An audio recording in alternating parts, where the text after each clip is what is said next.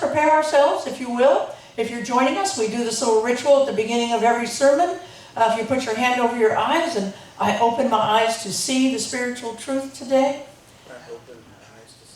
And then if you repeat after me, I open my ears to hear the spiritual truth today. I open my ears to hear the spiritual truth today. And then if you just put your hand over your heart and extend out your arms, I open my heart to receive the spiritual truth today. I open my heart to receive the spiritual truth today. The spiritual truth that I'm working with today is that courage and praise are a powerful spiritual combination. Courage and praise, a powerful spiritual combination.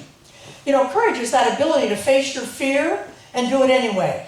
Courage isn't the ability to say, I'm not afraid, or to stick your head in the sand. It's ability to feel the fear and do it anyway. Maybe you feel a lump somewhere in your body and you're scared to death about what the doctor is going to tell you, but you make that appointment and you do it anyway. Maybe you need to make amends to somebody in your life, and they haven't been very happy with you, they've been hostile at you, but you know that you have to do it, so you make the appointment to see them anyway. You apply for that job that you know it's a 1,000 to 1 chance that you're going to get this job, but you apply anyway. Maybe you tell somebody you're dating that this isn't going to be working out for you or for them, and you're afraid that telling them that is going to push them right over the edge, but you do it anyway.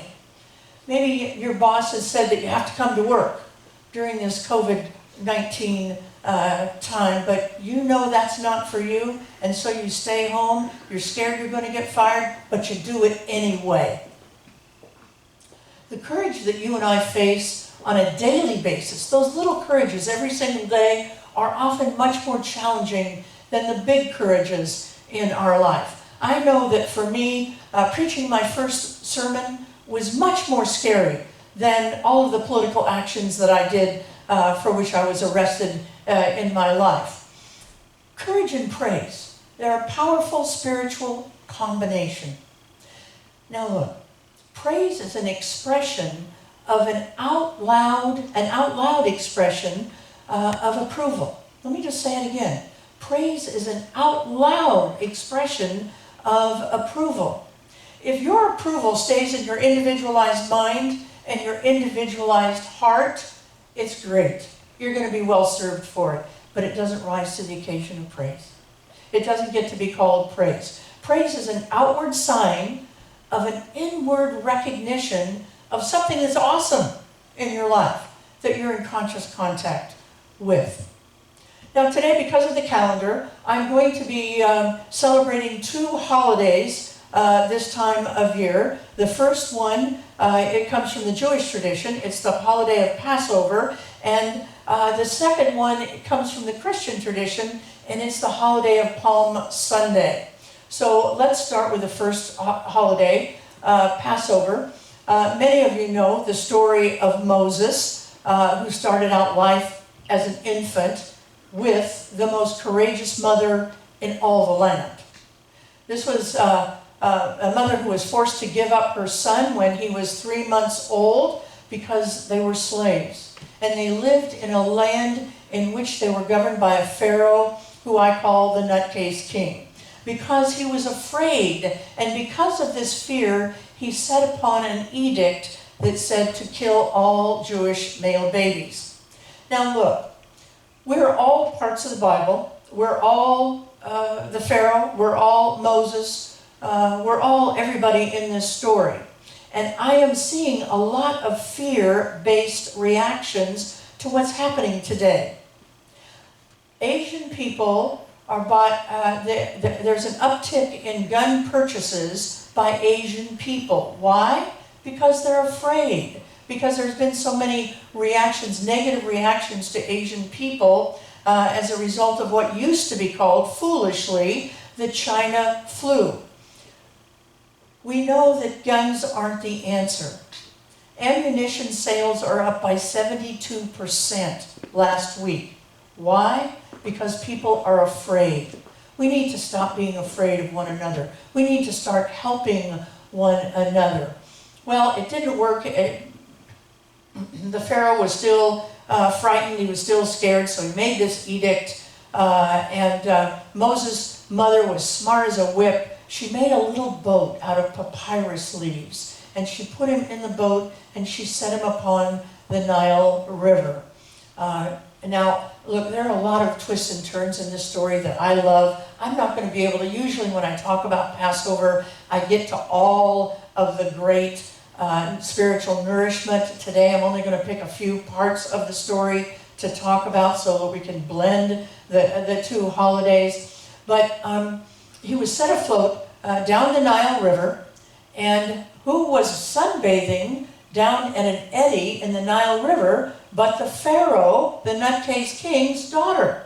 And so he sends her handmaiden out into the Nile, swim out, get the little boat, bring it back. She did, and they found the baby. And she brought the baby, the daughter brought the baby up as her very own. Now, although Moses had the privilege of being in the royal family, everyone knew, including Moses, that he was a Jew. And so one day, Moses, when he was a young man, he went down to the Jewish section of town to be with his people. Now, by the way, I think that's powerful. And every time I tell the story, I don't want to leave this out, because it's important for those of us to have a portion of our time to be with our own people. Of course, our own people are all people, but sometimes we need to just be with our tribe.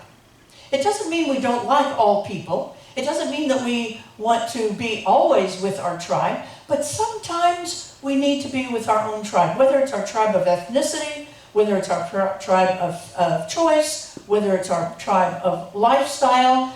It's important for us to be with one another. It gives us an opportunity to rest, to sit back, to not worry about being offensive, to not worry about being politically correct. I always say, when I'm with gay people, we all get our own jokes. I don't have to explain any of my jokes, we just get it. And I think that's an important thing for all of us to do from time to time. But Moses goes to be with his people in the little village. Maybe there's a Starbucks there, and he's hanging out with his friends, and all of a sudden he sees an Egyptian fighting with a young Jewish man. Without being asked, he steps in and he kills the Egyptian. Now look, this is a shout out. Usually I take a longer time with this, but this is a shout out for all of us.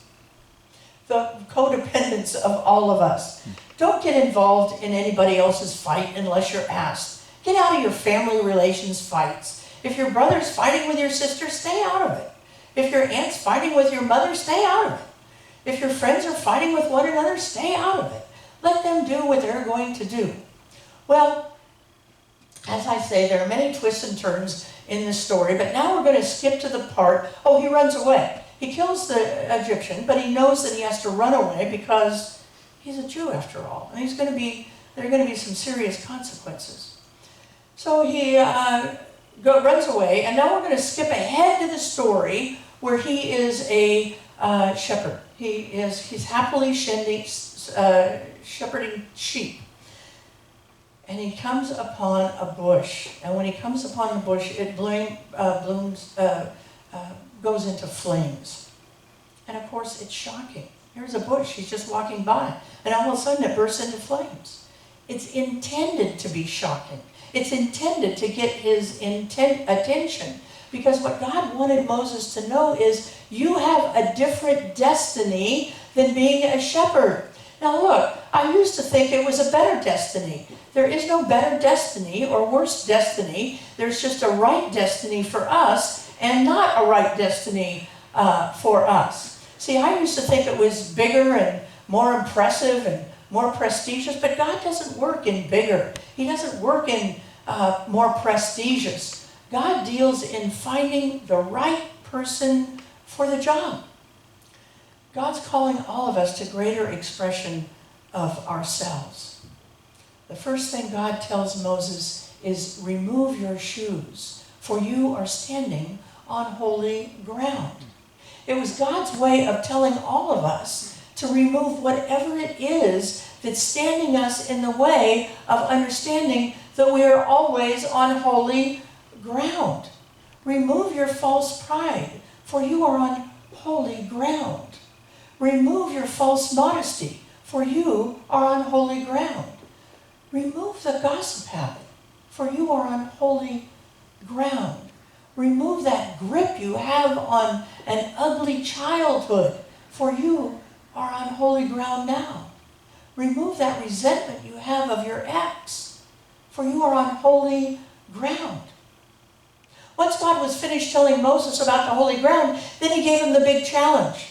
And the big challenge was this: I want you to go to the Pharaoh, to the nutcase king, who wanted to kill all Jewish babies. And I want you to tell him to let my people go. I want you to tell him to let my people experience freedom in their life. It's a big, scary job. Now remember, we're all people of the Bible. We're the Pharaoh, we're Moses, we're the daughter, we're everybody in this story. And what Moses did is what you and I do whenever we're facing a big challenge. We begin to make excuses. I'm too old. I stutter. My brother would be better suited for this. But God wasn't having any of it from Moses, and God is not having any of it from you and I. God said, look, I'm going to give you everything you need to be successful, everything. And it's an important part of the story because God is giving you and I everything we need to be successful. If the God within is telling you to turn your marriage around, understand that God is giving you everything you need to turn your marriage around. If God is calling you to improve your health, God is giving you everything you need to improve your health. If God is calling you to an advanced degree, God is giving you everything you need for an advanced degree. If God is calling you not to go crazy during this time of quarantine, God is giving you everything you need to not go crazy during this time of physical distancing.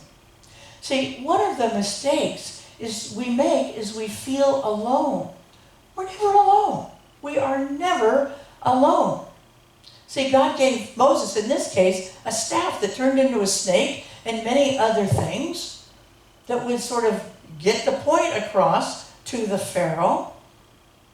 But when he went there and he said, look, Pharaoh, God sent me, wanted to tell you to let my people go, he got the reaction we would all expect him to get. What are you, nuts? No, I'm not letting my people go. And so God, because he said, I'm with you every step of the way, I'm giving you help every step of the way, he began to give what we now call the 7 plagues. He started out with minor irritations until they got more serious. That's true in our life. God will start out with minor irritations, and they'll get more significant. Our consequences will as we go. Sometimes we're the Pharaoh here. Sometimes we're holding on to what no longer serves us, and there are consequences to that. There are consequences to be greater people. If we can pull from that courage that is available to us, we can avoid being passed over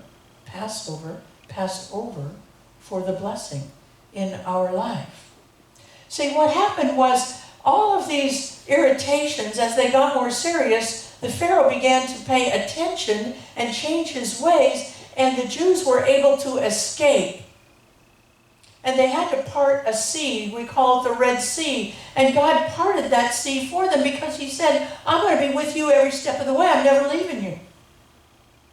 And he parted the Red Sea. And can you imagine the amount of praise that was rising up from the Jews as they went through that dry riverbed and got to freedom on the other side? Which brings me to the second holiday we're celebrating today, which is Palm Sunday. It might better be called Praise Sunday.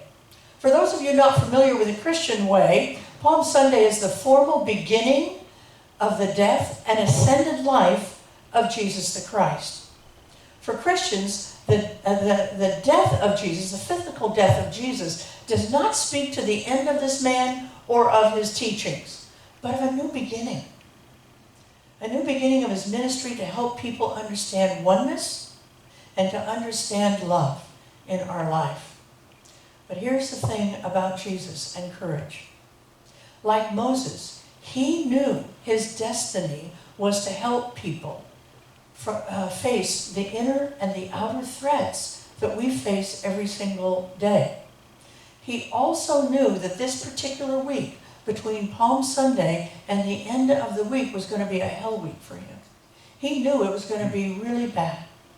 He knew that the dying of the old is painful, but that it has to be done in order for new life, in order new birth to happen.